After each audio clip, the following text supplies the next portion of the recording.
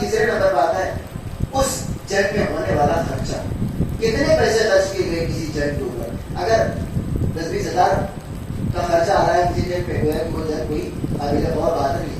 لیکن اگر billions of dollar کسی جنگ پہ خرچ ہو جائے تو ذہن انسانی ٹھہر کے اس مقام پر سوچنے میں مجبور ہو جاتا ہے. یہ کوئی معمولی جنگ نہیں. آخری مرحلے پر کسی جنگ کو بڑا یا چھوٹا قرار دیا جاتا ہے. کس بنیاد پر؟ اس جنگ کے بیٹل فیلڈ کے ایریے کے, وہ جنگ کتنے بڑے علاقے میں لڑی ہے. اگر کسی ایک خاص محلے میں جنگ لڑی جا رہی ہے, ورنہ ہم صبح شام جنگیں دیکھتے رہتے ہیں, تو اس کے اوپر تو مورخ اور ہسٹورین آ کے بحث نہیں کرتے. کہتا ہے کہ آپ بھی دیکھتے ہیں صبح شام اور آگے بڑھ جاتے ہیں. جتنا ایریا بڑھتا جائے گا جنگ اتنی بڑی اور چھوٹی ہوتی جائے گی. لہٰذا ہم ورلڈ وار فرسٹ, پہلی اور سیکنڈ, اس کو ورلڈ وار کیوں کہتے ہیں؟ کیونکہ ان چاروں معیارات پر یہ جنگ بہت بڑی ہے. لڑنے والوں کی تعداد بھی زیادہ ہے, مرنے والوں کی تعداد بھی زیادہ ہے, خرچہ بھی بہت زیادہ ہوا ہے, اور علاقہ آلموسٹ جتنا ہیبیٹیڈ ایریا ہے اس دنیا کا اس میں شامل ہو چکا تھا. اب ان چاروں معیارات پر اگر واقعہ کربلا کو رکھا جائے تو واقعہ کربلا کہیں بھی نہیں ڈرتا. اس کے باوجود اگر آپ 1000 سال ہو جانے کے باوجود اس واقعہ کربلا پر غور و فکر کر رہے ہیں, اگر کوئی آپ سے پوچھ لے کہ وہ جو جنگ اول اور جنگ دوم میں لڑ رہے تھے, جرمنی نے فرانس کے اوپر قبضہ کر لیا تھا, آج وہ دونوں ایک دوسرے کے ساتھ بیٹھے ہوئے. روس نے جرمنی پہ قبضہ کر لیا تھا, آج وہ ان کو گیس سپلائی کر رہا ہے. تو ہم ماڈرن ہسٹری میں دیکھتے ہیں کہ بڑی بڑی جنگیں لڑنے کے باوجود آج لوگ ایک دوسرے سے گلے میں گلا جوڑ کر ترقی کر رہے ہیں. آپ کیوں 1000 سال سے اسی کے پیچھے پڑے ہوئے؟ اس کو چھوڑ کر ترقی کی باتیں کیوں نہیں کرتے؟ یہاں تک ہم تک پہنچے. کیا یہ پاسبل ہے؟ کیا یہ بات عقل میں آتی ہے کہ کربلا کے تذکرے کو چھوڑ کر ترقی کی باتوں کی طرف جایا جائے؟ توجہ چاہتا ہوں اس سوال کو ذہن میں رکھیے کہ اسی کا جواب ہم کو تلاش کرنا ہے کہ کیا ظاہر ہے 2 مہینہ 8 دن ہم خرچ کرتے ہیں. اگر آپ دولت چھوڑ دیجیے, محنت چھوڑ دیجیے, وقت تو جاتا ہے کم از کم 2 مہینے 8 دن. ایک عقل انسانی گرام سے آگے مجھے میں شیعہ ہونا چاہتا ہوں, لیکن میں یہ 2 مہینہ 8 دن کیوں خرچ کروں ایک ایسے واقعے پر جو 1200 سال پہلے ہو چکا ہے, جس کا کوئی امپیکٹ ہماری آج کی زندگی میں نہیں پڑنے والا. آپ کیا جواب دیجیے؟ اسی جواب کو تلاش کرنا. ایک سلام پڑھے گا محمد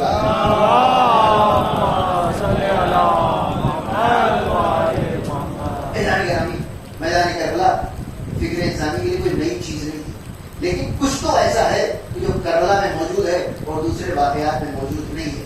اب جب ہم انقلابات کا جائزہ لیتے ہیں تو فکر انسانی میں, انسان کی سوچ میں ایک شفٹ نظر آتا ہے, ایک ڈویژن نظر آتا ہے. ایک اینشینٹ ہسٹری میں اور ماڈرن ہسٹری. ماڈرن ہسٹری آپ کی کہاں سے شروع ہوتی ہے؟ امریکن وار آف انڈیپینڈنس یعنی 1775 سے اور آج تک. اس توجہ چاہتا ہوں ایک لفظ پہ کو دھیان سے سنیے گا.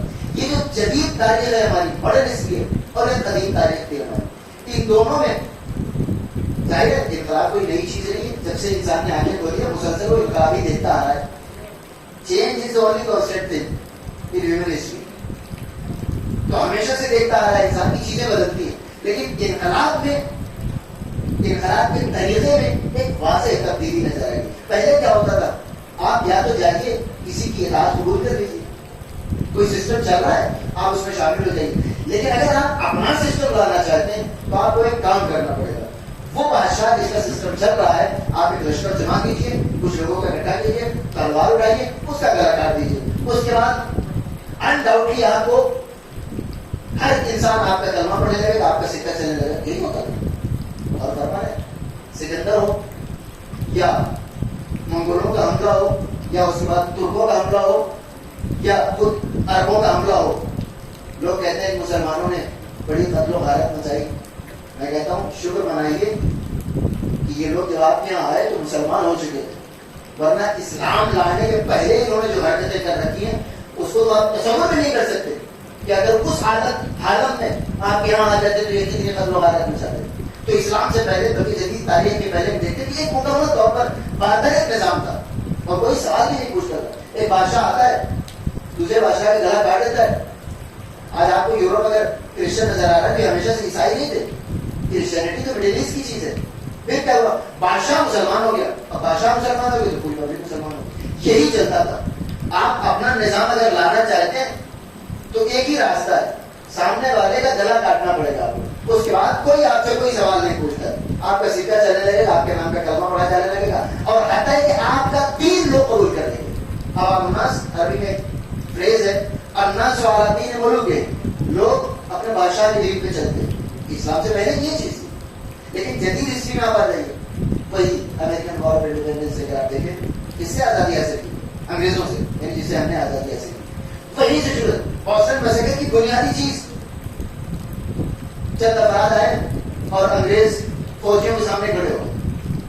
اس کے بعد ہم دیکھتے ہیں فرانسیسی انقلاب, بادشاہ کا گلا کاٹا عوام نے, لیکن اس کے پہلے بے شمار اپنی جانیں قربان کری. اس کے بعد روسی انقلاب, لوگوں نے اپنی جانیں قربان کری. چینی انقلاب, باکسرز مارچ جو ہے وہ صرف اپنی جان دینے کے لیے, ورنہ ان کے پاس کچھ تھا نہیں. اس کے بعد ایران کے انقلاب, افغانستان کے انقلاب, اس کے بعد سو آن. جتنے بھی لوگ ہیں اپنی جان دینے کے لیے آمادہ نظر.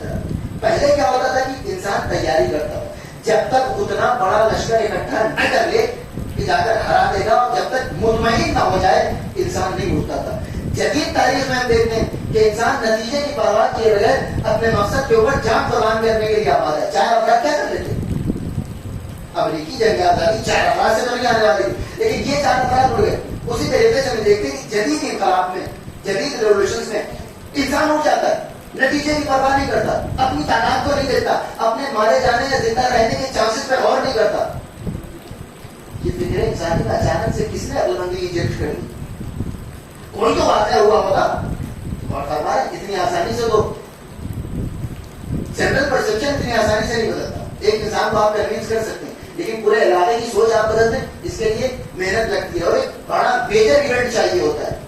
تو یہ تبدیلی کب آئی فکر انسانی میں, اگر آپ تک میری بات پہنچ رہی ہو؟ پہلے یہ ہوتا تھا کہ انسان اپنی جان جانے کے خوف سے تب تک نہیں اترتا تھا کسی جنگ کے میدان میں جب تک کہ مد مقابل کے برابر کا لشکر اس کے پاس نہ ہو جائے. جدید ہسٹری میں ہم دیکھتے ہیں کہ انسان تھوڑی سی تعداد, تھوڑے سے ریسورسز, تھوڑا سا وقت, تھوڑا سا لشکر اور اپنی جان دینے کے لیے آمادہ رہتا ہے. یہ تبدیلی کہاں سے آئی عزیزان گرامی؟ اگر انقلابات کی تاریخ کو جدید زمانے سے پیچھے کی طرف پلٹایا جائے اس بات کی تلاش میں کہ یہ چیز شروع کہاں سے ہوئی, تو فکر انسانی جس مقام پر جا کر ٹھہر جاتی ہے اس کا نام کربلا ہے. کربلا سے پہلے, کربلا کے بعد بھی جب تک اس کا مکمل درس لوگوں کے ذہن میں نہیں اترا تھا, کربلا کے بعد بھی لوگوں نے وہ کام نہیں کیا. تو کربلا کے پہلے کیا ہی ہو سکتا تھا یہ کام؟ سلیف بن یاؤس اوٹومین امپائر کا جو رولر تھا, جس کے بعد اس نے خلیفہ کا ٹائٹل اختیار کیا, اس نے مملوکوں کو ایجپٹ میں ہرایا. مکے والوں نے خانہ کعبہ کی چابیاں اس کے حوالے کر دی. اس نے ادھر آگے کوئی جنگ نہیں لڑی تھی, اس نے صرف مصر میں لوگوں کو ہرایا, چونکہ ان کا امپیکٹ یہاں تک تھا. انہوں نے اپنے آپ سب کچھ حوالے کر دیا, اور اسی دن حرم مکہ میں سلیف یاؤس کے نام کا خطبہ پڑھا گیا, اور اس کے بعد اس نے خلیفہ کا لقب اختیار کر لیا. اور یہ جو خادم حرمین شریفین آپ لفظ سنتے ہیں, جو اسی زمانے 1517 کا ہے. تو اس کا مطلب یہ ہے کہ ہمیں تلاش کرنا پڑے گا کہ ذہن انسانی میں یہ تبدیلی کہاں سے آئی. اور جب ہم پیچھے کی طرف جاتے ہیں تو کربلا سے پہلے کوئی ایک واقعہ ایسا نہیں ملتا کہ جس میں مختصر سا قافلہ, تھوڑے سے ریسورسز, کم ٹائم اور ایک بڑی امپائر سے کوئی ٹکرانے کی جرات کر رہا ہو. اس کے بعد ہم یہ دیکھتے ہیں کہ ذہن انسانی میں تبدیلی آ گئی. ہر انسان اپنے مقصد کے لیے جان لینے کے بجائے جان دینے کے لیے آمادہ نظر آتا ہے. اب دن چاہتا ہے جملہ عرض کر دوں کہ جدید تاریخ نے انسانوں کی جان لینا کہیں سے بھی سیکھا ہو, اپنی جان دینا اس نے کربلا سے سیکھا. ایک سلمان پڑھے گا محمد والا,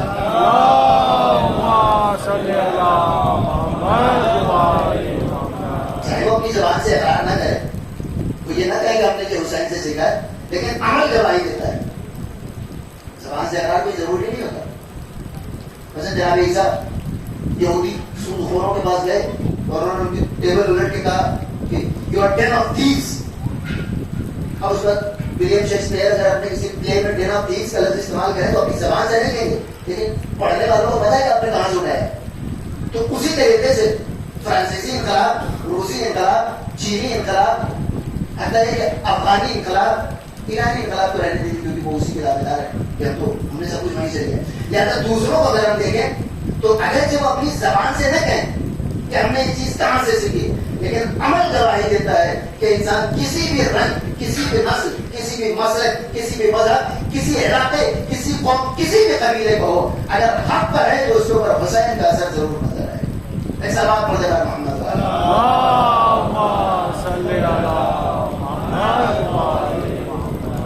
اور امام حسین السلام کا اثر کس کس پر ہے؟ اگر آپ کو چیک کرنا ہو، ایک فارمولہ ہے. کچھ برس قبل یزید کو امیر کہنے والے بھی لوگ پیدا ہو گئے، یزید کو رحمت اللہ علیہ کہنے والے بھی لوگ پیدا ہو گئے. وہ ایکسیپشن ہے. دو چار افراد آپ کو ہر جگہ مل جائیں گے. لیکن اگر جنرلی آپ کو دیکھنا ہو کہ ایک انسان حسین سے متاثر ہے یا نہیں ہے، توجہ چاہیے. آج یزید کی جو خاصیتیں تھیں، جو حرکتیں اس کی تھی، وہ ساری چیزیں کسی ایک انسان پر آپ فار ایگزامپل کہیں گے مسٹر اے، یزید والی ساری خاصیتیں اس کے اندر، اور ایک دوسری شخصیت فار ایگزامپل مسٹر بی، اس کے اندر کہیں کہ یہ امام حسین اسلام کا سارا کیریکٹر اس کے اندر ہے. اور کسی سے بھی پوچھ لیں کہ ان دونوں میں سے ایک حسین جیسا ہو اور ایک یزید جیسا ہو، آج اگر دو افراد آ جائیں، کیا تم یزید کی بیعت کرو گے؟ کوئی ایک مسلمان بھی تیار نہیں ہوگا جو یہ کہہ دے کہ میں یزید کی بیعت کروں گا. لیکن اس زمانے میں سب کر رہے تھے حسین کے علاوہ. توجہ چاہیے. یعنی آج کوئی تیار نہیں ہے کہنے کے لیے کہ ہم یزید کی بیعت کریں گے. کسی بھی مسئلہ، کسی بھی فرقے کو آپ اسے کہتے ہیں کہ یہ یزید ہے، یہ حسین ہے، یزید کی بیعت کرو گے؟ کہیں گے نہیں. لیکن سن 61 ہجری میں ہر انسان کر رہا تھا. اس کا مطلب کہ چاہے اپنی زبان سے اقرار کرے یا نہ کرے، چاہے اپنی زبان سے حسین کا احسان اپنی گردن پہ مانے یا نہ مانے، لیکن اگر یزید سے نفرت کرتا ہے تو اس کا مطلب کہ یہ کسی بھی مذہب کا ہو، ذہن پہ قبضہ آج بھی حسین کا ہے. ایسا بات پڑھے رحمۃ ہاں.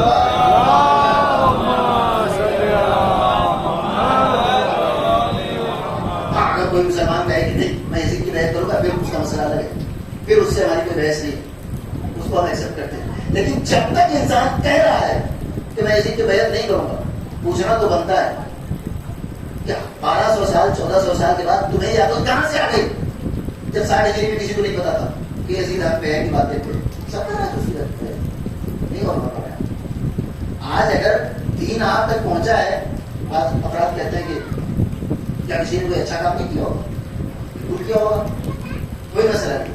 لیکن آج جو ہم تک دین پہنچا ہے سن 60 ہجری کے بعد، وہ کس کی وجہ سے پہنچا ہے؟ کون سا ایسا کام تھا دین کو مٹانے والا جو یزید نے نہ کیا؟ سارا کام کر دیا. اب اگر آج آپ دین سمجھتے ہیں تو کس کے صدقے میں؟ کیا بقیہ افراد کے صدقے میں یا حسین ابن علی کے خون کے صدقے میں؟ لہذا ذہن انسانی فیضان گرامی یہاں سے جملہ فرض کرتا چلو کہ کیوں اس یاد کو منانا باقی ہے. بعض افراد کہتے ہیں کیا امام حسین السلام نے یزید اگر برائیاں کر رہا تھا تو امام حسین السلام نے کون سی برائی تھا؟ اگر امام حسین السلام برائی ختم کرنے گئے تھے وہ تو زندہ ہے، امام حسین السلام شہید ہو گئے، برائی تو نہیں ختم ہوئی. یا آج کے زمانے میں کون سا کم برائی ہو رہی؟ ایک ایک لفظ دھیان سے سنیے. آج کے زمانے میں کیا برائیاں نہیں ہیں، بلکہ وہ زمانے سے زیادہ برائیاں ہیں. تو آج کو کوئی حسین ابن علی نظر نہیں آتا یا مولا نہ صحیح اس مزاج کا کوئی ایک آدمی اٹھنا چاہیے. یا آپ لوگ جو واقعہ کربلا کے بارش اپنے آپ کو سمجھتے ہیں زمانے غیبت میں، آپ کیوں نہیں بیان کرتے؟ کوئی فرق ہے؟ یزید کے زمانے میں اگر آپ کہتے ہیں کہ امام حسین السلام حکومت کے لیے نہیں کہتے بلکہ چونکہ برائی کے ہی قیام کر لیا، تو کیا آج کے زمانے میں یزید سے کم برائیاں ہیں؟ کیا اگر یزید کے زمانے کی برائیوں کو لیا جائے تو امام حسین السلام نے کون سی برائی ختم کی؟ ختم تو تب ہوتی جب یزید کا گلا کٹتا. توجہ چاہتا ایسی جانیں.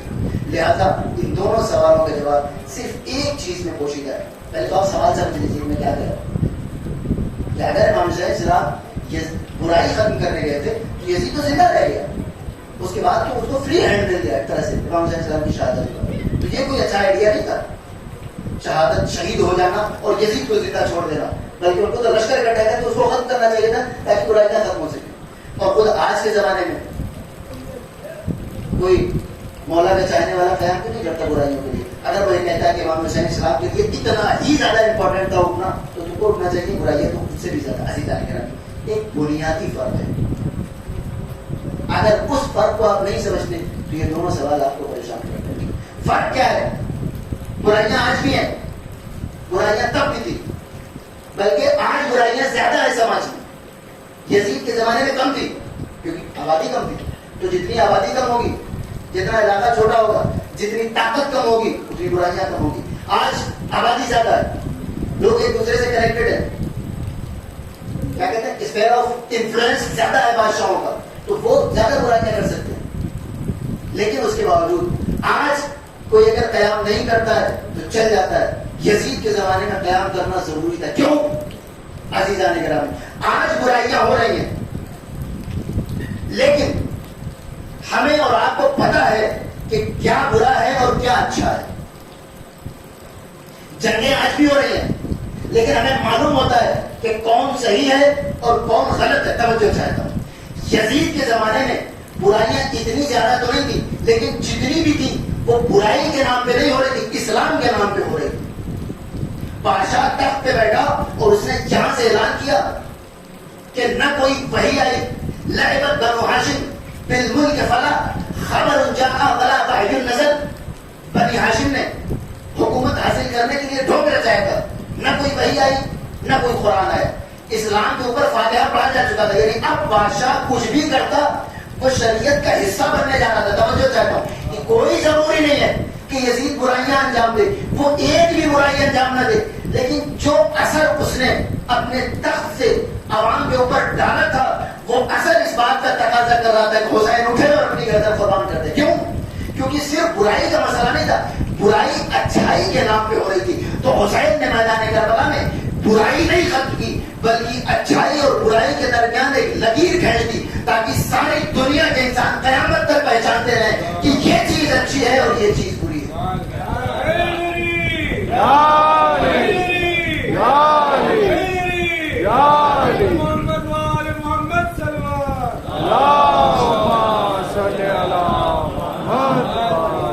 آپ بتائیے آج کی کون سی ایسی جنگ ہے، کون سا ایسا آتا ہے کہ آپ کے محلے کا معمولی سے ٹکراؤ ہو تو آپ کو معلوم ہوتا ہے کہ کون شریعت کے مطابق جا رہا ہے اور کون خلاف شریعت جا رہا ہے. یہ سمجھ آپ کو کس نے دی؟ ساڑھی دن میں تو ایسا کچھ نہیں تھا. یہ کہنا ایک بادشاہ کا، وہ بھی جو یونانیمسلی رولر ہے، ابسولوٹ ہونا، وہ کیا کہہ رہا ہے؟ بنی ہاشم نے حکومت اور ملک حاصل کرنے کے لیے، طاقت حاصل کرنے کے لیے ڈھونگ رچایا، نہ وہی آئی اور نہ کوئی خبر آئی، تو دین تو آپ کا ختم ہو گیا. اس موقع پر اور کمال یہ ہے کہ اگر امام حسین السلام کے علاوہ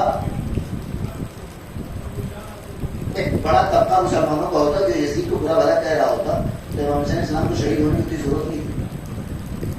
اصل مسئلہ یہ ہے کہ وہ دین کو مٹا رہا ہے اور پورا عالم اسلام تماشا دیکھ رہا ہے. سب لوگ، اور فرمائیے کبھی ٹھنڈے دماغ سے سوچئے 1400 سال کے بعد آپ کو اتنی تمیز ہے، آپ نے اتنی سمجھ ڈیولپ کر لی ہے کہ آپ سمجھ سکتے ہیں کہ یہ برا کام کر رہا تھا، تو کیا اس زمانے کو لوگوں کو نہیں سمجھ آ رہا؟ اسلام آپ زیادہ جانتے ہیں، ان کو زیادہ پتا تھا، ظاہر ان کو زیادہ پتا تھا، لیکن اس زمانے میں حسین کے علاوہ ہر انسان نے یزید کے آگے سرنڈر کیا. اب اگر کوئی اسلام بچا کر آپ تک پہنچا رہا ہے، چاہے آپ حسین ابن علی کا نام لے یا نہ لیں، چاہے آپ حسین کے حامی ہو چاہے آپ حسین کے مخالف ہو، لیکن اگر اسلام آپ کے دروازے تک پہنچا ہوا ہے تو آپ کی گردن پہ حسین ابن علی کا احسان ہے. یا تو آپ کہتے ہیں کہ اس زمانے میں حسین کے علاوہ بھی 2-4 لوگ تھے جو یزید کے مخالف تھے، تو ٹھیک ہے ان کا احسان ہوگا، لیکن جب حسین کے علاوہ کوئی ہے ہی نہیں تو پھر دین آپ تک پہنچا کیسے؟ فقیران گرامی، میدان کربلا امام حسین السلام نے اگر یزید کو قتل کرنا ہوتا یا برائی ختم کرنی ہوتی تو واقعی یزید کو قتل کر دینا کافی تھا، لشکر اکٹھا کرتے یزید قتل ہو جاتا، لیکن اس کے حامی پیدا ہو جاتے. توجہ چاہیے، وہ جو سوچ تھی کہ دین کے نام پر تخت پر بیٹھ کر انسان کچھ بھی کر سکتا ہے. ایک جملہ عرض کرتا چلو، فرانسیسی انقلاب کی بنیاد، زیادہ تر بنیادیں پیغمبر اسلام کی حدیث پہلے میں عرض کرتا ہوں. پیغمبر اسلام فرماتے ہیں صنفان ہے، اذا صلح صلح الناس فَإِذَا فَسَدَ فَسَدَ النَّاسُ. دو گروپ ہیں لوگوں کے کہ جب یہ کرپٹ ہوتے ہیں تو پوری سوسائٹی کرپٹ ہو جاتی ہے, اور جب یہ دو لوگ سدھر جاتے ہیں تو پوری سوسائٹی سدھر جاتی ہے. تو دو گروپ کون ہیں؟ العلماء والامراء, علم والے اور پیسے والے, صاحبان علم اور صاحبان دولت. یہ دو گروپ ہیں. جب یہ خراب ہوتے ہیں تو پورا سماج خراب ہو جاتا ہے, اور جب یہ سدھرتے ہیں تو سماج سدھر جاتا ہے. یہ حدیث سن لیا آپ نے؟ زیادہ تر انقلاب انہیں دونوں لوگوں کے خلاف آتا ہے, کیونکہ سوسائٹی میں یہی ڈومیننٹ ہوتے ہیں. انقلاب فرانس نے کیا کیا؟ انقلاب آیا اور اس کے بعد مذہب کو سیاست سے جدا کر دیا, اور ایسا جدا کیا کہ اس سیکولرزم کو, فرینچ ماڈل کو آپ انڈیا میں امپلیمنٹ ہی نہیں کر سکتے. ہندو مسلمان سب کی چیزیں نکل جائیں گے اگر اس کو یہاں امپلیمنٹ کر دیا جائے. تو کیا انقلاب کس بنیاد پر آیا؟ کہ مذہب سیاست کے اندر نہیں آنا چاہیے. ایک جملہ آپ سے سوال پوچھنا چاہتا ہوں, یہ بتائیے مذہب سیاست کے اندر چلا جائے یہ زیادہ برا ہے یا سیاست مذہب کے اندر آ جائے یہ زیادہ برا ہے؟ مذہب سیاست کے اندر جا کر زیادہ خرابیاں نہیں لا سکتا. کیوں؟ کیونکہ اس چیز کے اندر یہ دعویٰ نہیں ہے کہ میرے اندر کوئی ڈیوائن ریولیوشن پایا جاتا ہے. تو سیاست چینج ہونے والی چیز ہے. آج اس کے اندر خرابی ہوئی کر آپ اس کو اچھا کر سکتے ہیں. میری مذہب اگر سیاست کے اندر جاتا ہے تو بھائی بات مذہب اتنی خرابیاں نہیں پیدا کر سکتا. اگر خرابی پیدا کر بھی دے تو پولیٹکس ایک فلیکسیبل چیز ہوتی ہے سائنٹیفک تھیوریز کی طرح, آج کچھ ہے کل کچھ ہے پرسوں کچھ ہے, لیکن مذہب کبھی چینج نہیں ہوتا. اگر سیاست مذہب کے اندر آ کر کوئی چیز تبدیل کر دے تو وہ کئی ہزار سال تک ذہن انسانی کو پریشان کرتی رہے. توجہ چاہتا ہوں. تو انقلاب فرانس کس بات کو تھا کہ مذہب کو سیاست سے الگ ہونا چاہیے. تب 10 برس لگے اس انقلاب کو لانے, اور اس انقلاب کے بعد 5 برس رین آف ٹیرر, ہر انسان دہشت کے عالم میں. وہ تو نیپولین نے آ کے معاملہ سنبھالا, ورنہ وہ انقلاب اپنے راستے سے ہٹ گیا تھا. چھوٹا کام, معمولی جاب کہ مذہب کو سیاست سے الگ کرنا تھا. 10 برس کا عرصہ لگا, ہزاروں جانیں قربان کر دی گئی. اس کے باوجود آج دنیا میں کوئی اس سے خوش نہیں. حسین نے جو کام کیا مذہب کو سیاست سے الگ نہیں کرنا تھا, سیاست کو مذہب سے الگ کرنا تھا.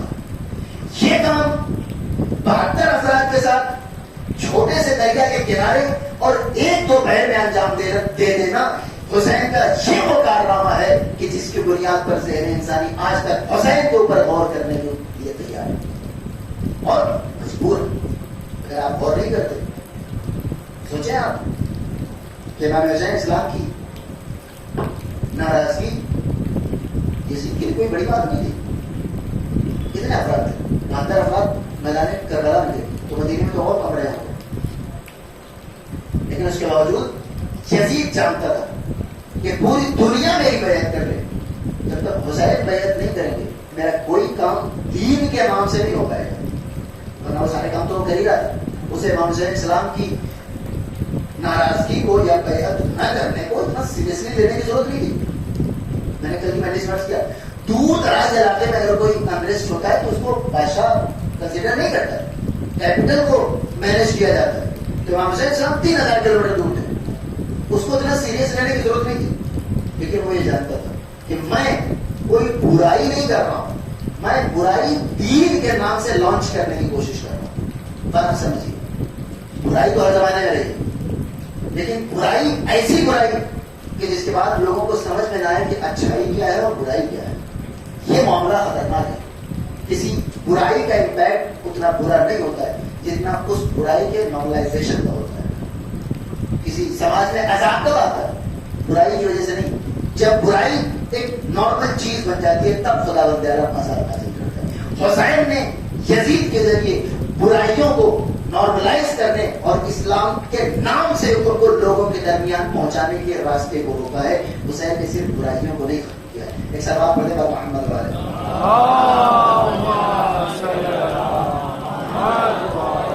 اور نہیں ہوا. پھر کسی بادشاہ نے ہمت نہیں کی. ظالم بادشاہ ہے, ظلم ہوا, کربلا سے زیادہ افراد مارے گئے, یزید سے زیادہ شرابی لوگوں نے بھی, یزید سے زیادہ بدکاریاں بادشاہوں نے کی, یزید سے زیادہ برے برے کام تخت خلافت پر بیٹھ کر ہوئے, لیکن یزید والا کام کوئی نہیں کر سکتا. یزید والی ہمت کسی میں نہیں پیدا ہوئی, کسی میں پیدا نہیں. آج کوئی بادشاہ یہ نہیں کہتا کہ میں جو کر رہا ہوں یہ دین کے نام سے.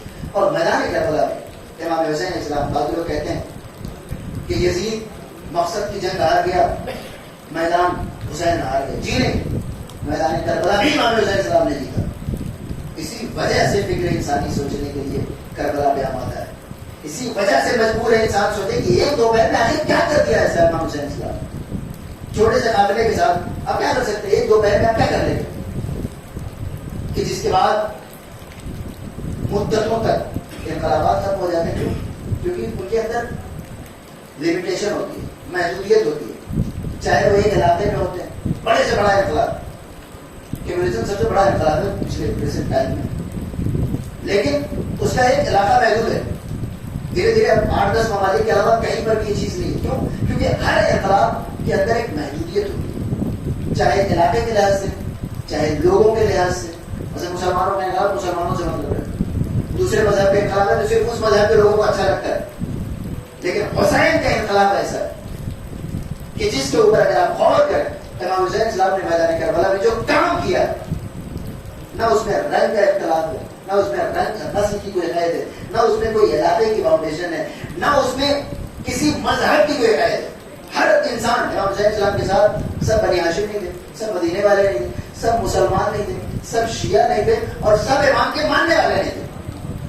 لیکن اس کے باوجود امام حسین اسلام کے ساتھ. اس کا مطلب کہ میدان کربلا کے بعد ہر وہ انسان جو کسی کربلائی لشکر میں شامل ہونے کا ارادہ رکھتا ہے, وہ امام حسین اسلام سے اپنا نام نہ جوڑے, اپنی نسل نہ جوڑے, اپنا رنگ نہ جوڑے, اپنا علاقہ نہ جوڑے, اپنے مزاج کو حسین کے مزاج سے ہم آہنگ کرنے کی کوشش کرے.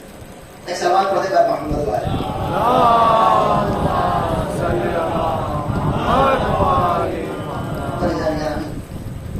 ایک معجزہ جو کربلا میں رونما ہوا, اس کی تاریخ, اس کی مثال نہیں ملتی. ہوتا یہ ہے کہ جنگ چاہے چھوٹی ہو چاہے بڑی, آپ اپنے مد مقابل کو میدان میں تو ہرا سکتے ہیں, لیکن اس سے یہ کنفیشن نہیں لے سکتے کہ وہ ہار گیا ہے, کیونکہ اس پہ آپ کا کوئی زور نہیں. چاہے چھوٹی سی چھوٹی جنگ ہو, 2 بچوں کی یا 2 ملکوں کی جنگ. ظاہر آج سے 20-22 برس پہلے انڈیا اور پاکستان میں ایک جنگ ہوئی. آپ دونوں پینلسٹ کو بٹھا لیجیے اور مجال ہے جو قیامت تک ثابت ہو جائے کہ کون ہارا. کیوں؟ کیونکہ آپ میدان میں تو ہرا سکتے ہیں, لیکن کسی کے منہ سے یہ جملہ نہیں نکلوا سکتے کہ وہ ہارا ہے. کیا کر لیجیے گا, کبھی نہیں کلیئر ہوگا. یہ تب کی بات ہے. آج کے زمانے میں جدید ٹیکنالوجی والا زمانہ ہے جس میں سب کچھ آپ کے سامنے واضح ہوتا ہے. تب کیا حالات ہے, اسی طریقے سے 2 بچے لڑ رہے ہو, دکھا جائے گا, آپ اسے پوچھیں کیوں آ رہے, اور پھر اس کے ایکسکیوزز آپ دیکھیں. کیوں؟ کیونکہ فطرت انسانی ہے, ہار جانے والا بھی اپنی شکست میں تسلیم کرتا ہے. یہ بات طے شدہ ہے. اس کو سمجھنے کے لیے کوئی بہت زیادہ ایکسپیرینس اور ذہن کی ضرورت نہیں ہے. یہ کچھ ہم نہیں کہتے کہ آپ کسی کو میدان جنگ میں ہرا سکتے ہیں, لیکن اس سے یہ اقرار نہیں لے سکتے کہ وہ ہار گیا ہے. لیکن کربلا کی بار آپ غور کریں, امام حسین اسلام اگر صرف مقصد کی جنگ جیتے ہوتے اور میدان ہار گئے ہوتے, تو میدان کربلا کے بعد امام حسین اسلام کا جو دشمن تھا, تو ہی کہنا یزید اور ابن زیاد, شام دیکھیں کہ میدان کربلا میں امام حسین اسلام نے یزید کے لشکر کو ایسی شکست دی. صرف 1 سال کا عرصہ گزرا, یزید کہتا ہے ابن زیاد تو نے حسین کو مارا, ابن زیاد کہتا ہے یزید تو نے حسین کو مارا. یعنی امام حسین اسلام کی شہادت کے بعد مقصد کی جنگ تو یہ ہار ہی چکے ہیں, میدان جنگ بھی ایسا ہارے ہیں کہ دونوں میں سے کوئی ایک بھی حسین کے سامنے آنے کی ضرورت نہیں کر رہا ہے. اللہ یہی پہنچانا تھا آپ کو کہ میدان کربلا دنیا کا وہ واحد میدان ہے کہ شکست تو فتح سائے میدانوں میں ہوتی ہے, میدان کربلا واحد میدان ہے کہ جس میں امام حسین اسلام نے یزید کو شکست بھی دی اور اس کے دل میں شکست کا احساس بھی ڈالا. اگر شکست کا احساس نہیں ہوتا تو خوشی خوشی قبول کر رہا ہوتا میں نے حسین کو مارا, ابن زیاد کہہ رہا ہوتا میں نے حسین کو مارا. نہیں, دونوں اپنے آپ کو امام حسین اسلام کے قتل سے بری کرنا چاہتے. نہیں, ہم نے حسین سے جنگ نہیں کی, اور حتیٰ یہ کہ ابن زیاد کرے کہ شبر نے مارا. اور انہی ساری چیزوں کو اٹھا کر آج حضرات کہتے ہیں کہ وہ یزید تو امام حسین اسلام کو اپنا کزن مانتا ہے. حضرات کہتے ہیں کہ یزید کو ہو سکتا ہے خدا معاف کر دے, برا بھلا نہیں کہنا چاہیے, ہو سکتا ہے اللہ معاف کرے. تو اس پر کسی کا ایک اچھا جملہ ہے کہ اگر یزید کو اللہ قتل حسین کے بعد معاف کر سکتا ہے تو ہمیں یزید کو لعنت علامت کرنے تو بالکل معاف کر دے گا. یہ تو بالکل چھوٹا سا کام ہے اس کے مقابلے میں. لیکن ایسا نگرانی یہ تو ایک آپ لطیفہ سمجھ لیجیے, کسی کو لاجواب کرنے والا جواب ہے, لیکن اصل حقیقی جواب کہ اگر یزید کو خدا معاف کر سکتا ہے چونکہ اللہ کی مغفرت سے بعید نہیں, لیکن ایسا نگرانی اس چیز سے اتنا تو ثابت ہوتا ہے کہ اللہ معاف کرے گا قیامت میں, ابھی کبھی معاف کرے. تو قیامت میں اللہ یزید کو معاف کرے یا نہ کرے, لیکن ان باتوں سے یہ تو سمجھ میں آ جاتا ہے کہ اس دنیا میں اسے معاف کروانا کون چاہتا ہے. وہ تو اللہ معاف کرے گا نہیں کرے گا اور اس کے اوپر ہے, لیکن دنیا میں اس کی مغفرت کون چاہتا ہے اس سے آپ آسانی سے اندازہ لگا سکتے ہیں. اور اللہ کا معاف کرے گا قیامت میں, ابھی میدان محشر تو نہیں آیا. تو جب قیامت میں اللہ یزید کو معاف کرے گا, کیا اس 1% کا خیال کرتے ہوئے آج ہی سے ہم یزید کو رضی اللہ کہنا شروع کریں؟ یعنی ابھی اللہ نے معاف نہیں کیا ہے, آپ کے بقول بھی اللہ ابھی کرے گا. تو جب تک اللہ معاف نہیں کرتا, جب تک تو ایک ظالم بادشاہ کے اوپر لعنت بھیج کر سیرت پیغمبر پر عمل کیا ہی جا سکتا ہے. ایسا بات کرتے ہیں محمد والے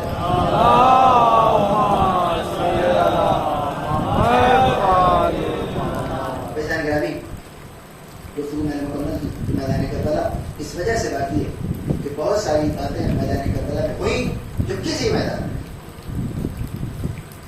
مثلا شہید کرنے کے بعد سروں کو نیزوں کو بلند کرنا کہاں ہوتا ہے؟ یہ چیز بالکل ان کامن تھی اس زمانے میں, اور اتفاق سے حسین نے اس مقام پر بھی یزید کو شکست دی. یہ کس لیے بلند کیا گیا؟ تاکہ کوفے میں جن جن گلیوں سے یہ قافلہ گزرے ان کو یہ بتایا جا سکے کہ دیکھو ہم جیتے, ہم نے ان کا سر کاٹ لیا. اتفاق سے جو جلوس حسین کی شکست کے اعلان کے لیے نکالا گیا تھا وہی جلوس حسین کی فتح کا اعلان ہے. جہاں جہاں سے یہ سر گزرا اعلان کرتا گیا گواہ رہنا میں نے بیعت نہیں کی تھی ورنہ یہ سر نیزے کی بلندی کرنی تھی. جہاں جہاں سے یہ سر گیا یہی وجہ ہے کہ امام حسین اسلام کے حامی شہادت کے بعد ریپڈلی بڑھنے لگے. کیوں؟ کیونکہ جہاں جہاں یہ خبر گئی, جہاں جہاں یہ سر گئے وہاں وہاں یہ خبر بھی تو گئی تو حسین نے بیعت نہیں کی. ایک سوال ہو جائے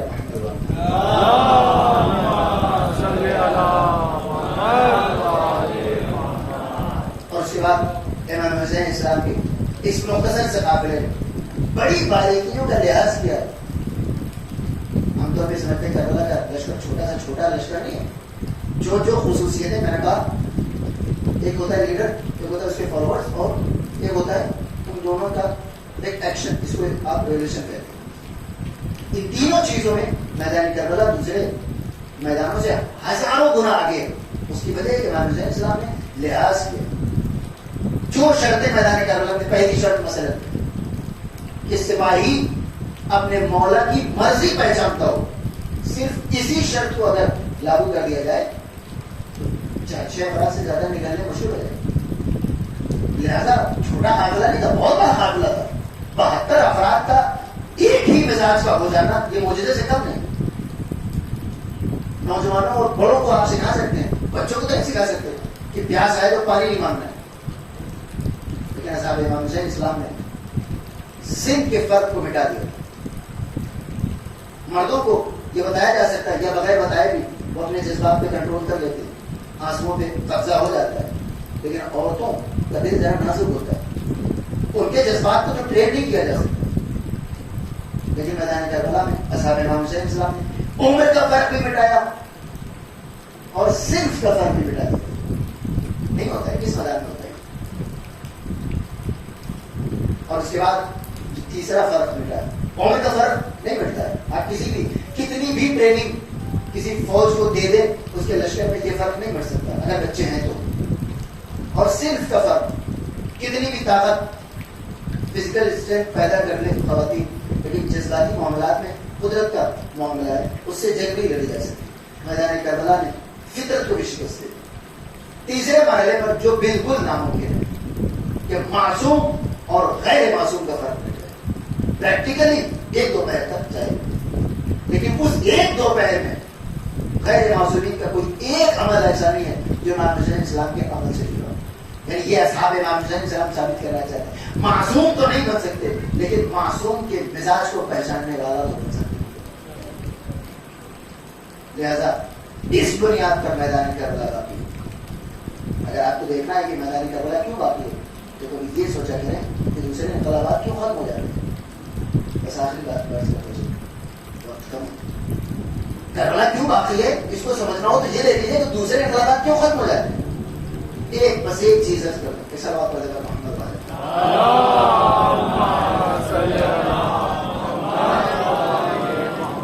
اور وہ ختم ہونے کی وجہ جانے گرامی یہ ہے کہ جو لیڈر انقلاب لاتا ہے اس کے اندر کچھ ایکسٹراڈنری چیزیں ہوتی ہیں. پھر اس کا انتقال ہوتا ہے تو بعد میں آنے والوں کے اندر وہ چیز نہیں ہوتی, اور گریجولی وہ چیز ڈکلائن کرتی چلی جاتی ہے. وہ چیز ہے کیرزما, جو ایک اٹریکشن ہوتا ہے پرسنالٹی. مثلا کارل مارکس نے تھیوری پیش کی, لینن نے اس کو امپلیمنٹ کیا, تبدیل کر کے اچھا خاصا. اس کے بعد جوزف استالین نے اس کو اور تبدیل کر دیا. موت تک آتے آتے انہوں نے power comes from the barrel of the gun, completely change. وہ تھیوریٹیکلی کچھ اور تھی, پریکٹیکلی وہ چیز کچھ اور. اور وہ ایک اس لیے کہہ رہا ہوں کہ نام ایک ہے, چائنا کی کمیونسٹ پارٹی نام کیا ہے, کمیونسٹ پارٹی کا ہے, تو یہ نام وہی استعمال کر رہے ہیں پہلا والا. تو ہم کو کہنا پڑے گا کہ وہی پہلی والی چیز تبدیل ہوئی ہے. آپ ان کو دو الگ الگ چیزیں نہیں کہہ سکتے. اس کا مطلب کہ انقلاب کیسا بھی ہو, جب دھیرے دھیرے فالوورز کے ہاتھ میں آتا ہے تو وہ بات نہیں رہ جاتی, اور نتیجے تک 100 سال 200 سال 50 سال 75 سال کے بعد اس انقلاب کو ختم ہونا پڑتا ہے. اور یہ بات سمجھنے کے لیے کسی بہت زیادہ دماغ ہونے کی ضرورت نہیں ہے, ہمارے سامنے کی چیز ہے. کیوں؟ کیونکہ لانے والے کے اندر کچھ خصوصیات ہوتی ہیں اور اس سے ایک مینٹل یا ایموشنل اٹیچمنٹ ہوتا ہے عوام کا, لہذا وہ اس کے سامنے تو کچھ نہیں کرتے. اور اس کے بعد جب انقلاب ختم ہوتا ہے تو بعد میں جو لیڈر آتا ہے اس کے اندر وہ بات نہیں آتی. یہی وجہ ہے کہ انقلاب دھیرے دھیرے دھیرے دھیرے تبدیل ہوتے ہوتے ختم ہو جاتا ہے. 100 سال سے بھی زیادہ کسی انقلاب کو مکمل طور پہ باقی نہیں دیکھا گیا, لیکن 1400 سالوں کے بعد اگر میدان کربلا, انقلاب کربلا بغیر کسی تبدیلی کے ہماری نظروں کے سامنے آج باقی ہے تو اس کی وجہ صرف ایک ہے کہ اگر اس انقلاب کو لانے والا امام معصوم تھا تو اس انقلاب کو بچانے والا بھی امام معصوم. ایسا بات پڑھے گا محمد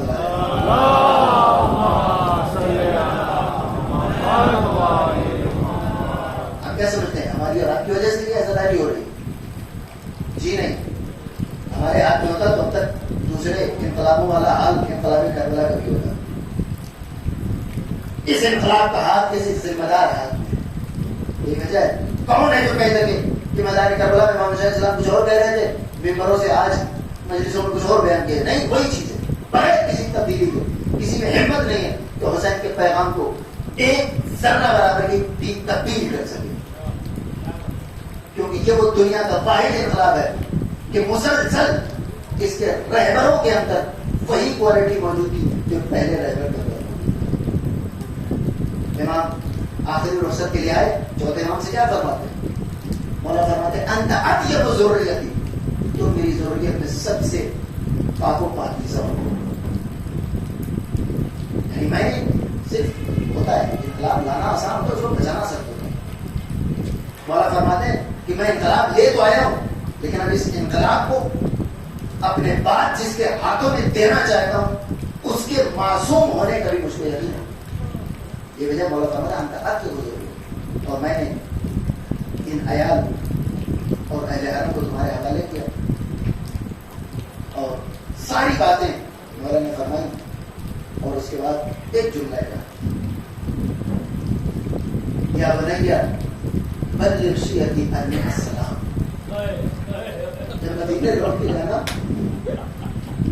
تو میرے شیعوں کو میرا سلام کہتے ہیں. بس ایک شب کا مہمان ہے آپ کو مولا کے درمیان.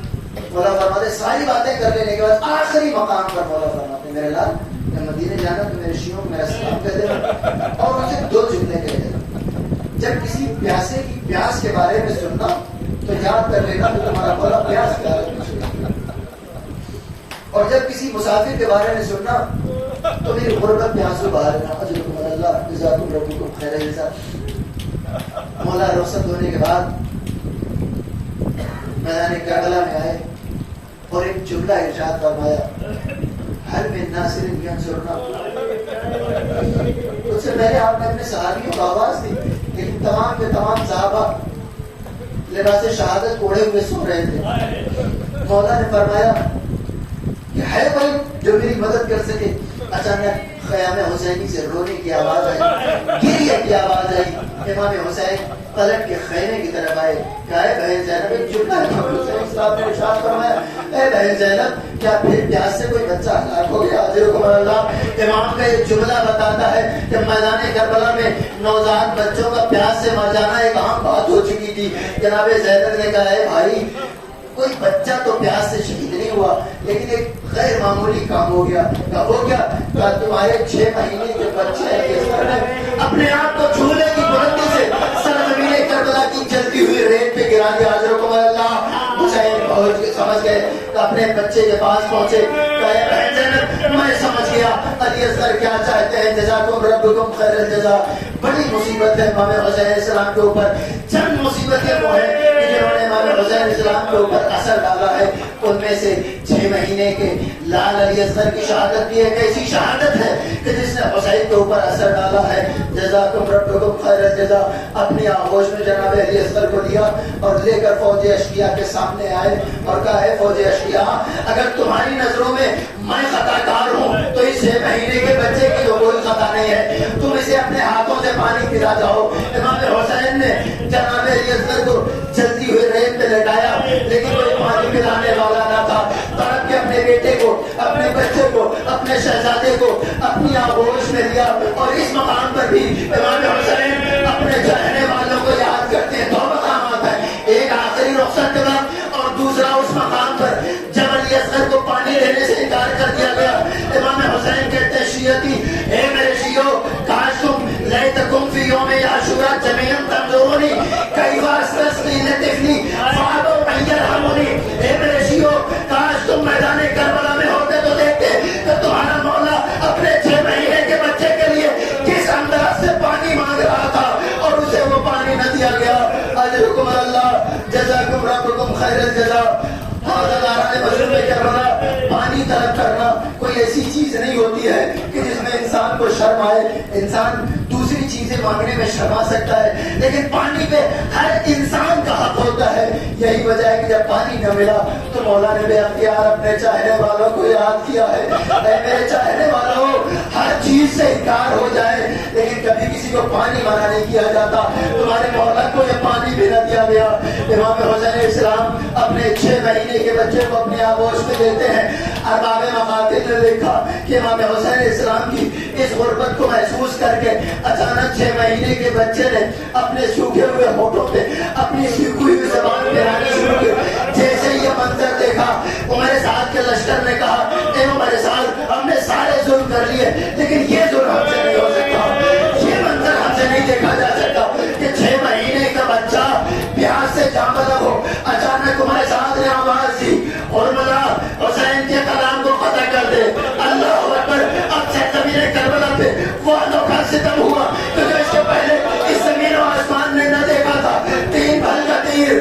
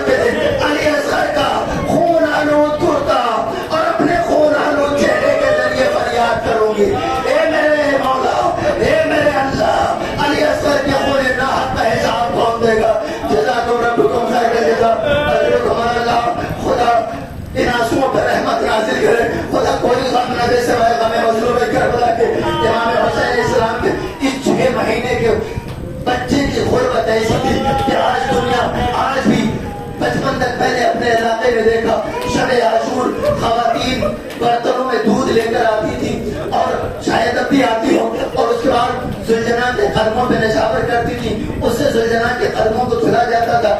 کسی نے پوچھا ہندو عورتیں کسی نے پوچھا کہ آخر اس کی کیا وجہ ہے, پانی سے بھی تو قدموں کو دھلا جا سکتا تھا, دودھ کو ضائع کرنے کی کیا ضرورت ہے؟ خبردار, ہم دودھ کو ضائع نہیں کرتے. ہم نے سنا ہے کہ بابا حسین کا ایک 6 مہینے کا بچہ تھا کہ جس کی ماں کا دودھ خشک ہو چکا تھا, ہم اس کے نام پہ دودھ قربان کرتے ہیں. مولا 1000 برس کے بعد علی اصغر کی پیاس لوگوں کو متاثر کر رہی ہے. ارے زبان کا کیا حالت ہوا ہوگا. حسین کے بھی جنازے کو لے کر خیمے پہ آئے ہیں. سکینہ بھی آئی, رباب بھی آئی. سکینہ نے معاملہ شروع کر دیا, ماتم کرنا شروع کر دیا, گریہ کرنا شروع کر دیا. رباب نے کوئی گریہ نہ کیا, رباب نے کوئی نوا نہ پڑا. ایک جملہ کہا, امثلو کا یونان یا بنیا, اے میرے لال مجھے نہیں پتا تھا کہ اس سرزمین کربلا پہ تیری عمر کے بچے بھی حلال کیے جاتے ہیں, تیری عمر کے بچوں کو بھی نہر کیا جاتا ہے. جزاکم ربکم خیر الجزا. حسین نے اس اپنے 6 مہینے کے بچوں کو خیمے کی پشت پر لے جا کر سلطنا سے ایک نرمی سی لہر بنا کر آپ نے بارہا یہ جملہ سنا ہے کہ حسین نے قبر بنائی اور اس کے بعد پانی کی ضرورت تھی, لیکن حسین پانی کہاں سے لاتے؟ وہ مجبور باپ جو اپنے جوان لال علی اکبر کو ایک جرعہ آپ نہ دے سکا ہو, اب علی اصغر کی قبر میں بہانے کے لیے پانی کہاں سے لاتا؟ حسین نے اپنی انگلیوں کو قبر علی اصغر پہ رکھا اور اتنا روئے کہ قبر آنسوؤں سے تر ہو گئی. حسین کا غم یہی تمام ہو گیا. اجرکم اللہ. لیکن رباب کے اوپر اس شہادت کا کتنا اثر پہنچا. اگر 1400 سالوں کے بعد آج کی مائیں رباب کے لال پہ گریہ کر سکتی ہے تو اپنی نگاہوں کے سامنے علی اصغر کا کٹتا ہوا گلا دیکھنے والی ماں کیا گزری ہوگی رباب کے اوپر. اجرکم اللہ. بس ایک واقعہ, زحمت تمام. یہ قافلہ سرزمین کربلا سے کوفہ, کوفے سے شام, شام سے آزاد ہو کر واپس کربلا آیا. اب جن جن سیدانیوں نے جس انداز سے اپنے شہداء کا ماتم کیا ہے, تفصیلی طور سے اس کو کتابوں میں ذکر کیا. کیوں؟ کیونکہ اب یزید کی کوئی پابندی نہیں تھی, اب کوئی ابن زیاد کا لشکر نہیں تھا. اجرکم اللہ. اب مفصل طریقے سے وہ واقعہ نقل کیا جاتا ہے, وہ انداز نقل کیا جاتا ہے کہ سیدانیاں کس طرح اپنے اپنے چاہنے والوں کی قبروں پر گئی. ایک جملہ تمام تاریخوں میں ملتا ہے کہ کسی سیدانی نے اونٹ سے گرنے کی, اترنے کی ضرورت محسوس نہ کی. جیسے ہی اپنے کسی اقرب کا, اپنے چاہنے والے کا, اپنے بھائی کا, اپنے بھتیجے کا, اپنے لال کا جنازہ اور لاشا نظر آئے, تمام سیدانیوں نے اسی بلندی سے, اونٹ کی بلندی میں معمولی نہیں ہوتی ہے, اپنے ہاتھ کو اسی بلندی سے گرا دیا. اجرکم اللہ. یہاں تک ساری بیویاں ایک جیسی تھی. تھوڑی دیر نوحہ ماتم ہوا, مولا سجاد آتے ہیں, اے بھوبی زینب اب ہمیں مدینے کی طرف چلنا ہے, کافی گریہ ہو چکا. جناب زینب اٹھی, امام سید سجاد جناب زینب کے ساتھ مل کر ایک ایک بیوی کو اس کے چاہنے والے کی قبر سے اٹھاتے, محمل میں سوال کرتے تھے. آخری ذات کہ جس نے میدان کربلا کو چھوڑنے سے انکار کر دیا وہ ذات تھی علی اصغر کی جو غیاری ماں ام رباب کی. جناب زینب آئی, جناب سید سجاد اے اماں آپ کو مدینے چلنا ہے. اپنے سر کو اٹھایا, کہے زینب محمد کا جنازہ آیا لیکن خدا سلامت رکھے عبداللہ ابھی زندہ ہے, مدینے جا سکتی ہو. ارے یہ تو غیاری ماں کس لیے مدینے جائے؟ سوال کربلا میں اتر گیا, 2 بچے لے کے آئی تھی, ایک زندان شام میں رہ گئی, ایک سرزمین کربلا میں رہ گئی. اب رباب مدینے جا کے کیا کرے گی؟ لیکن مولا اپنی ماں کو میدان کربلا میں تنہا تو نہیں چھوڑ سکتے تھے. آخر میں کہا, اے مادر گرامی میں امام وقت کی حیثیت سے آپ کو حکم دیتا ہوں, اب آپ کو چلنا پڑے گا. اب امام وقت کا حکم تھا, ٹالا تو نہیں جا سکتا تھا. رباب اٹھی لیکن اپنے ہاتھوں کو علی اصغر کی قبر کی طرف کیا. اے میرے لال, ماں جا رہی ہے, تمہاری لہر دھوپ میں ہے, میں کچھ کر تو نہیں سکتی, لیکن اتنا وعدہ کرتی ہوں جب تک رباب زندہ رہے گی کبھی ٹھنڈا پانی نہیں پیے گی, کبھی سائے میں نہیں جائے گی. رباب مدینے آئے, اپنے وعدے کو پورا کیا. ایک صحابی جو تھے وہاں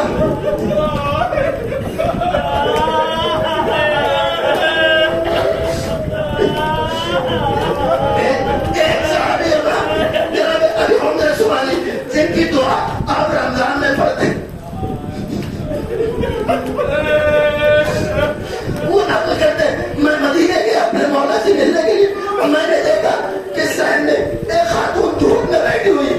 میں نے کہا مولا یہ آپ نے کسی کو سزا دے رکھی؟ اب تو جواب میں مولا نے کہا، میں اپنے آنسو نہیں روک سکا. میں نے کہا مولا مختار کو خط لکھ دیجیے کہ حرمرہ کو گرفتار کر کے قتل کیا جائے. جناب مولا سید سجاد نے خط منگایا. خط پہ جملہ لکھا، مختار تم انتقام تو لے رہے ہو، جتنی جلدی ممکن ہو سکے حرمرہ کو گرفتار کر کے قتل کر دو. اس کے آگے ایک جملہ بڑھا دیا، اس لیے کہ علی اصغر کی ماں بھی دھوپ پہ بیٹھی ہے، میری ماں بھی سائے پہ نہیں گئی. یہ خط پہنچا، تاریخ بہاتے لکھتی ہے جیسے یہ خط پہنچا تھوڑی دیر کے بعد مختار کے سامنے حرمرہ گرفتار ہو کے بیٹھا تھا. جناب مختار نے خط کھول دیا، آنکھوں سے لگایا، مولا آپ نے کوئی فرمائش کی اور غلام اس کو پورا کرنے جا رہا ہے. قتل کرنے سے پہلے جناب مختار نے کہا ملعون بس اتنا بتا دے اسی میدان میں عباس شہید ہوئے، وہی علی اکبر کا لاشا آیا، وہی اور محمد مارے گئے، وہی قاسم کا جنازہ حسین لے کر آئے. ساری ماؤں نے اپنے بچوں کے جنازوں کو دیکھا. اس 6 مہینے کی جان کے ساتھ تو نے ایسا کون سا ظلم کر دیا کہ عباس کی ماں دھوپ پہ نہیں ہے، قاسم اور محمد کی ماں دھوپ پہ نہیں، علی اصغر کی ماں دھوپ پہ بیٹھی ہے. اور بتانے کا مختار سارے شہدا وہی شہید ہوئے، عباس مارے گئے، علی اکبر کا جنازہ آیا، قاسم شہید ہوئے، اور محمد اس کربلا کی سرزمین پہ مارے گئے. کسی کی ماں در خیمہ سے شہادت کا منظر نہیں دیکھ رہی تھی. ارے جب میں نے اس 6 مہینے کے بچے کا گلا نشان در خیمہ سے دیکھ رہی تھی، یہ میرے لال ماں میں وقت سے ہوشیار رہنا. میں نے تیر چلایا ماں کی نظروں کے سامنے، علی اصغر کا گلا ایک کان سے دوسرے کان میں چھوڑ.